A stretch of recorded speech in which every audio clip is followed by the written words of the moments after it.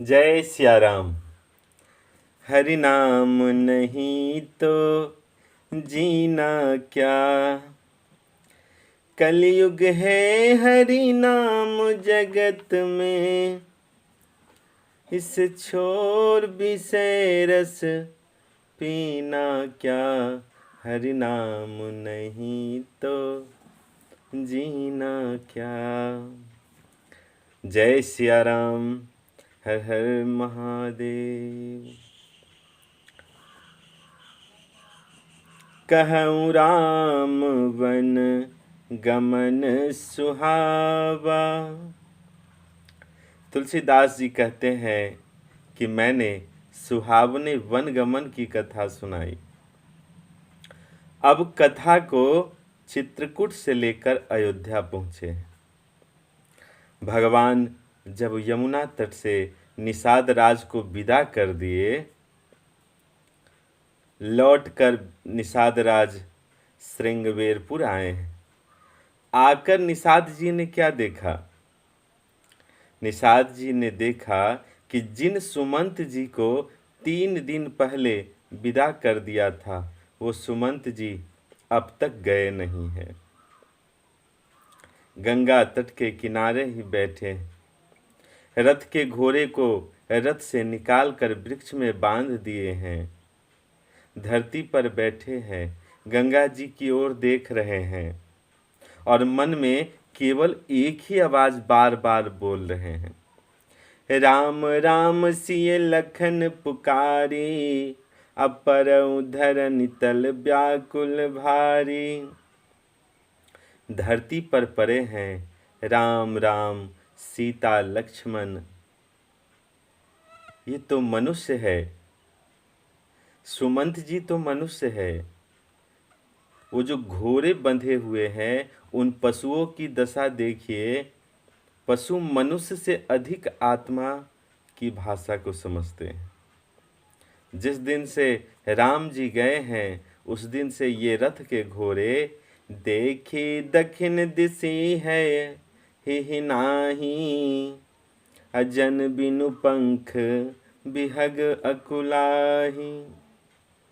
सारे घोड़े दक्षिण दिशा की ओर देखकर हिनहिना रहे हैं, जैसे किसी पक्षी के दोनों पंख काट दिए जाए और पक्षी व्याकुल हो जाए। निषाद राज के सेवक घोड़ों को चारा देते हैं। एक भी घोड़ा पानी तक पीने के लिए तैयार नहीं है। चारे का दाना निषाद राज के सेवक लिए हैं। सुमंत जी मुख में केवल भगवान का नाम ले रहे हैं और उस घोड़े के आंखों से आंसू निकल रहे हैं, केवल रो रहे हैं। निषाद राज ने घोड़े को निकालकर रथ में बांधा, सुमंत जी को रथ पर बिठाया और अपने कुछ सेवकों को साथ में लगाया कि सुमंत जी को अयोध्या पहुंचा के आइए। निषाद जी को पता है कि सुमंत जी अकेले पहुंचने वाले नहीं हैं। रथ को लेकर सुमंत जी अयोध्या की ओर बढ़े।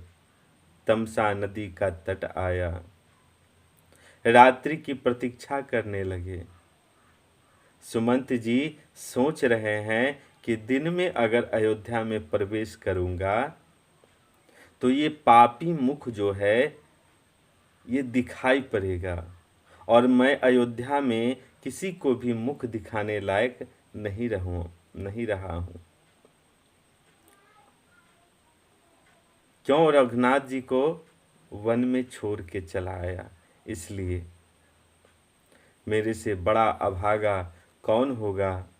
रघुनाथ जी वन में छूट गए, मेरा प्राण नहीं छूटा।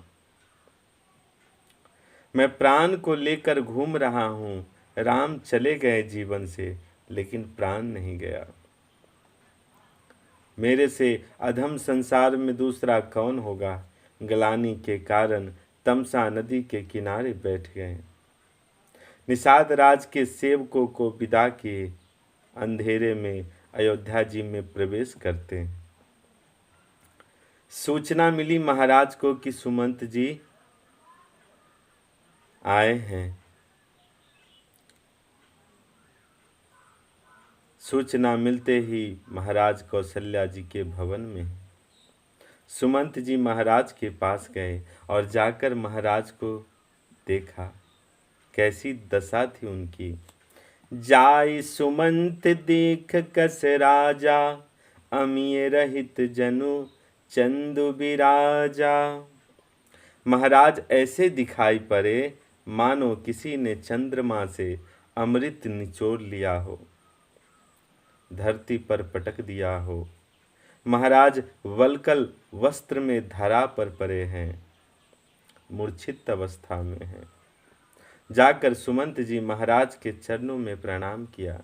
केवल एक वाक्य कहा कि हे महाराज, आपका सुमंत आपको प्रणाम कर रहा है। सुमंत शब्द सुनते मानो ऐसा लगा कि मृतक शरीर में प्राण का वास आ गया हो। महाराज बोले कि सुमंत कुछ कहना मत, सिर्फ उत्तर देना। राम कुशल कहु सखा सनेही, कह रघुनाथ लखनु वैदेही।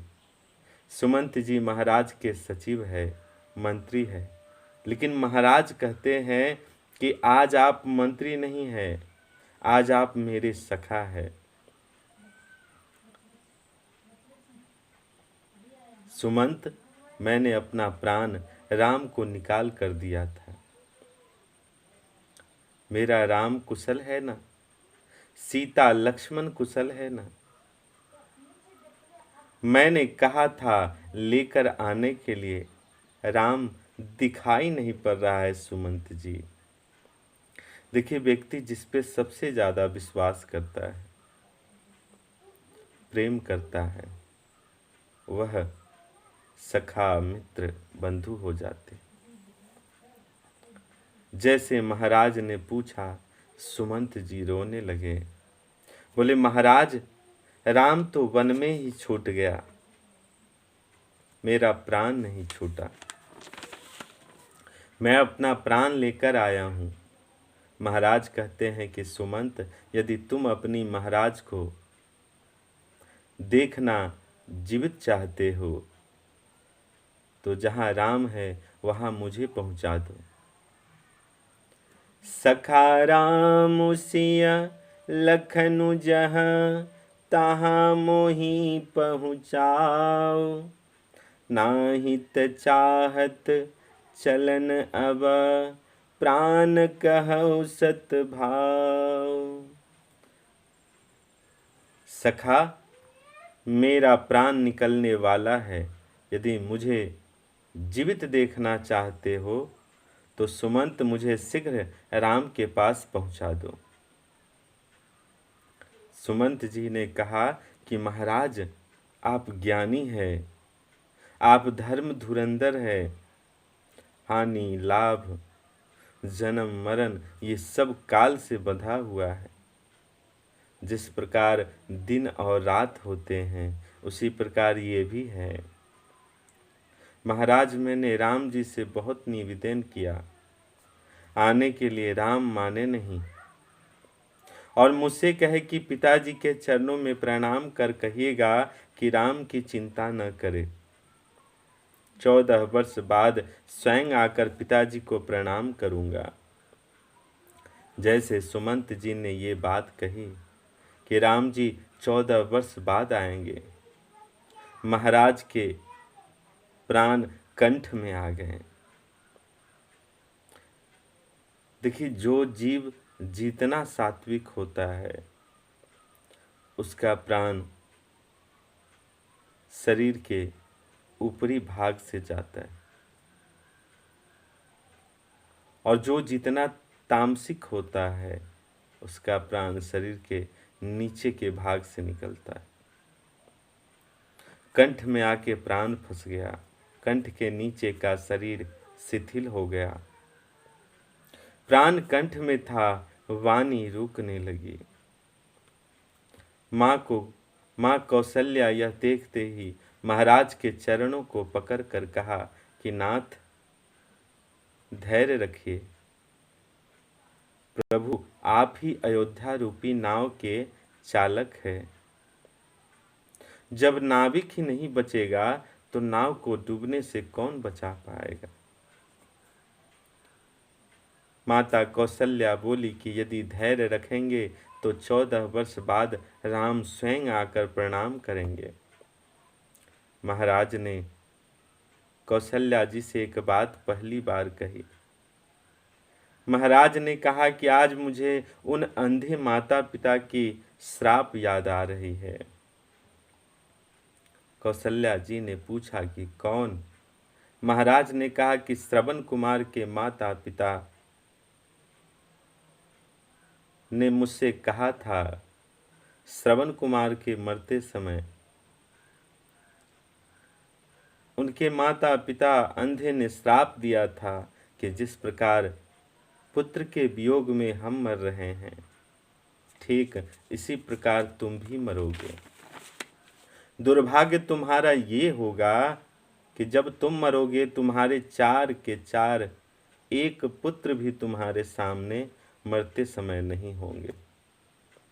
ये तुम्हारा दुर्भाग्य होगा। महाराज ने कहा, राम तुमको देखे बिना मैंने बहुत जी लिया। हे लक्ष्मण, हे वैदेही, मैंने बहुत जी लिया। यहाँ पर दशरथ जी ने 6 बार राम राम राम कहा है। क्यों? राम जी के वन जाने के बाद वो अयोध्या के 6वीं रात्रि थी। महाराज इस पश्चाताप में आ गए और राम को गए 6 दिन हो गया, अब तक प्राण नहीं निकला। महाराज प्रायश्चित करने लगे। राम राम कही राम कही, राम राम कही राम, तनु परिहरि रघुबीर बिरह, राउ गयौ सुरधाम। 6 बार मुख से राम राम राम राम राम राम कह के महाराज ने उसी क्षण अपने प्राण त्याग दिए। देखिए, संसार में अनेकों लोग रघुनाथ जी से प्रेम करते हैं, लेकिन महाराज दशरथ जी का प्रेम ऐसा था कि जब तक जीवित थे तब तक भगवान को देखे और मरते समय भगवान का नाम लेते अपने प्राण का त्याग कर दिया। तो अगला प्रसंग अगले भाग में, तब तक के लिए जय सिया राम।